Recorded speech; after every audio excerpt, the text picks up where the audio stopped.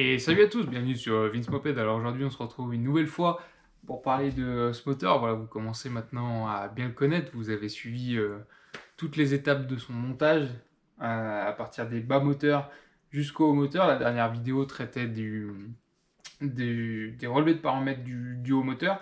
Donc voilà. Et aujourd'hui, ce qu'on va évoquer ensemble, c'est l'allumage. Donc comme vous le savez peut-être, moi je suis assez friand de l'allumage type Moriyama, qui est d'origine normalement sur les MBK, mais qui est adaptable sur les Peugeot avec une toute petite modification. C'est ce qu'on va voir ensemble aujourd'hui. Donc au programme, et ben, voilà, on fait la petite modif qui va bien.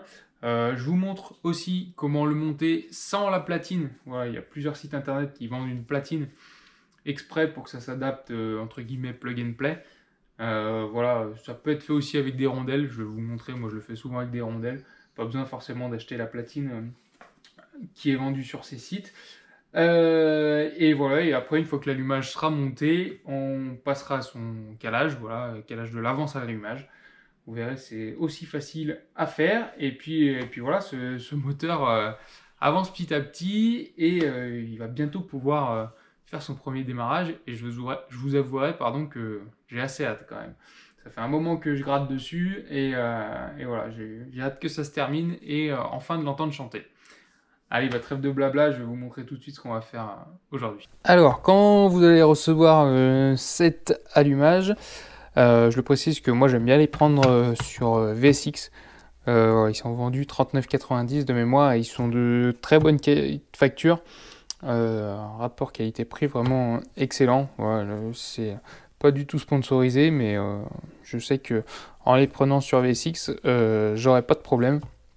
Ils sont nickel. Donc voilà. Donc ils ont les repères surtout sur la platine et sur le volant, ce qui n'est pas le cas de tous les allumages de ce type.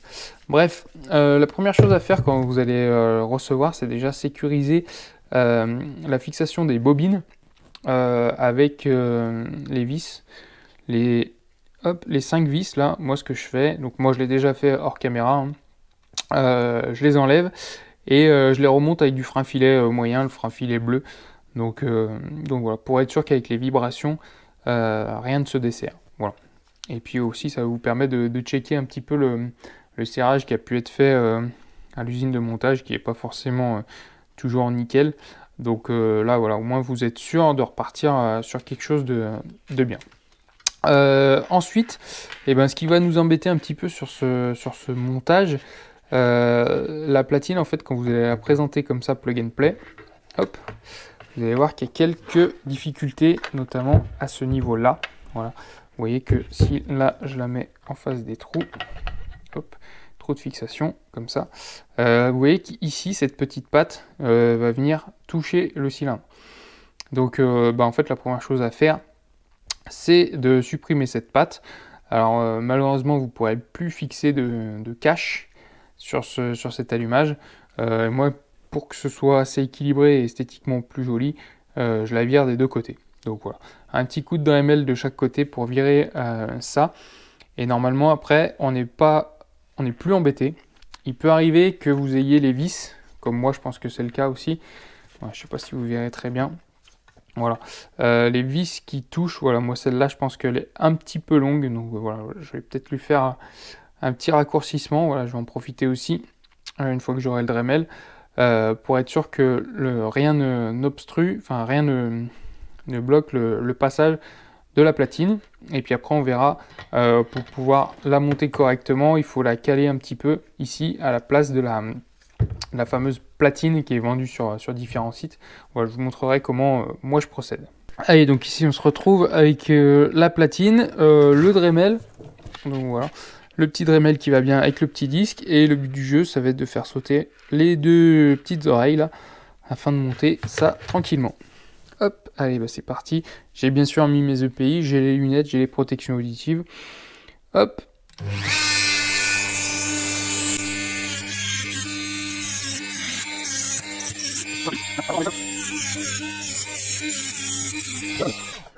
Donc ensuite, moi ce que j'aime bien faire, et pour que ce soit plus propre, c'est mettre un petit coup de lime plate. Donc ça se fait assez bien, hein. C'est de l'alu qui est assez tendre. Donc Alors, moi j'aplatis comme ça, tout bien. Avec une lime, ouais, histoire que ce soit bien propre. Donc je vais peut-être vous le faire hors caméra, hein, c'est pas très passionnant. Voilà ce que ça donne. Ouais, c'est plutôt propre, hein, ça se fait bien. Donc maintenant on va pouvoir représenter la platine sur les bas moteurs pour voir ce que ça donne. Alors, donc maintenant, comme vous l'avez vu, j'ai recoupé les deux petites oreilles de cette platine d'allumage. On va la représenter pour voir ce que ça donne. Et on va voir si rien ne touche. Alors, moi, j'ai pas l'habitude en fait de monter ces platines avec ces carters. Donc, on va voir si c'est un petit peu différent. Normalement, sur les carters type classique, ça suffit. Mais là, on dirait, en fait, à ce niveau-là, on dirait qu'il y a quand même quelque chose encore qui touche. Voilà, je pense qu'il faut, voilà, à ce niveau-là, ça fait un petit bourrelet là, vous le voyez bien. Donc voilà. Je vais essayer, je vais le prendre au Dremel. Je vais faire ça hors caméra parce que bon, je ne l'ai jamais fait. C'est un petit peu de l'expérimental pour moi. Mais en gros, je vais délimiter la zone où ça touche et je vais rogner un petit peu avant de monter cette platine. Voilà, ça va faire un petit peu de copeaux. Donc, mais au moins après, on sera tranquille et on sera sûr que rien ne touche. Donc voilà ce que ça donne une fois fini. Donc là, j'ai mis un coup de lime pour tout faire propre. Donc je suis plutôt content, ça devrait passer normalement largement maintenant. Hop, quand on représente la platine comme tout à l'heure, voilà, bah là il n'y a plus du tout de soucis, hein. Ça passe nickel, très bien. Peut-être même pas besoin de caler derrière. Je vais voir. Normalement la platine qui est mise en place surélève un petit peu. Comme je vous l'ai dit tout à l'heure, moi d'habitude je mets quelques rondelles, 2 voire 3 rondelles derrière. Là limite sans rondelles ça pourrait presque le faire. Donc je vais voir, je pense que je vais quand même en mettre une pour assurer le coup, pour surélever un peu tout ça. Mais ouais, ça va bien mieux. Le fait d'avoir fait cette petite découpe résout les problèmes.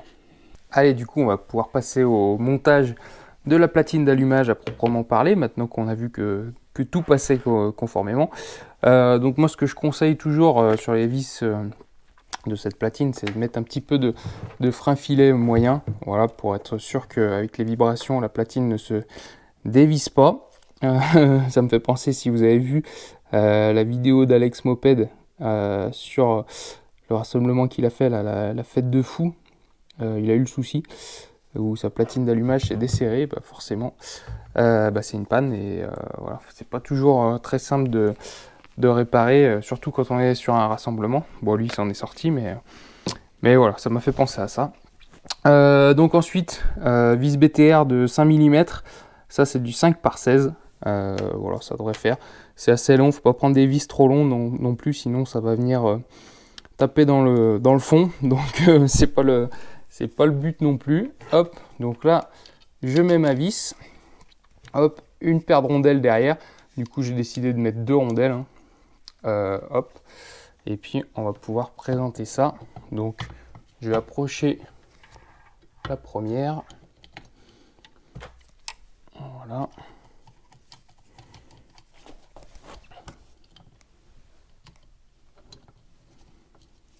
voilà. Donc là j'engage la première, donc là elle a bien pris, et après hop, j'en profite pour mettre le reste tant que c'est pas trop bloqué. Hop, là vous verrez pas très bien, je pense, que je fais. Hop, donc même opération, hein.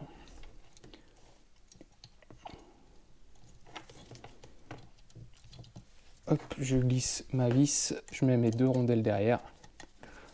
Et après, hop, voilà, donc là ça a pris, impeccable. Et je viens bloquer ma platine. Donc pas besoin d'y bloquer comme un fou malade, hein. Surtout que c'est du 5, hein, ça reste des pas assez petits, des vis assez petites, donc on n'y met pas un couple de malade mental. Alors moi ça je le sers, clairement je le sers, comme on dit, à l'expérience. Voilà, j'utilise pas de clé dynamo là-dessus. Hop, voilà, donc c'est dans cette position que ça va le mieux. Hop, je bloque d'abord à 2 doigts en bout de clé comme ça. Voilà, des 2 côtés. Et après, on va dire que je fais un quart de tour en prenant la clé dans l'autre sens. Voilà, et on finit le serrage. Voilà, encore un petit peu. Je vais essayer de ne pas le foirer en direct. Ce serait moche quand même. Voilà, ça suffit largement. Pareil de l'autre côté. Et puis on sera bien. Là, bah voilà, c'est impeccable ça. Donc ici, ça touche nulle part. Donc, je suis content, ma petite découpe. Voilà, ça fait plutôt propre. Derrière, ça touche nulle part non plus. La platine est bien en place. Donc c'est impeccable. On va pouvoir passer au calage. Allez, donc on va se retrouver ici pour le calage de cet allumage type Moriyama. Donc moi sur ce type d'allumage, comme vous le savez ou pas, j'aime bien mettre 1,3 mm d'avance avant le point mort haut. Pour ça je me sers d'un comparateur comme ça. Donc là c'est le petit kit qui nous vient de chez Easy Boost, qui est plutôt sympathique et qui rend bien service. Ça permet d'être très précis sur le calage de l'allumage, plus précis qu'une pige classique. Donc voilà. Donc là, dans un premier temps, ce qu'il va falloir faire, c'est trouver le point mort haut. Donc là, hop, je vais faire tourner le moteur, hop, jusqu'à ce que l'aiguille s'inverse. Voilà, donc là, on doit approcher, je pense. Là. Et là, l'aiguille repart dans le sens inverse. Donc ça veut dire qu'on est au point mort haut. Donc on va régler notre 0 à l'endroit où l'aiguille s'inverse. C'est par là. Hop. On peut le refaire hein, si jamais. Hop. C'est même un peu plus par là. Vous voyez, j'espère que vous verrez bien l'image. Hop, là, ça s'inverse. Ok, donc là, on a notre point mort haut, c'est précis. Donc là, nous, ce qu'on veut, c'est une avance à 1,3 mm avant le point mort haut. Donc là, je vais faire tourner mon moteur dans le sens inverse de son fonctionnement normal.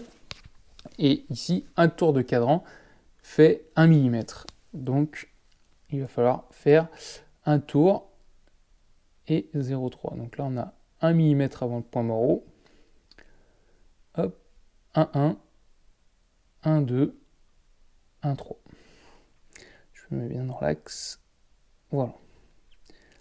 Donc là, on a nos 1,3 mm avant point mort haut.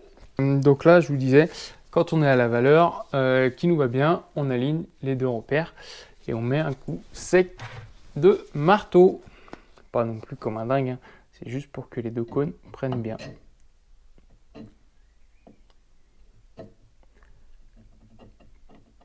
Là, on y est.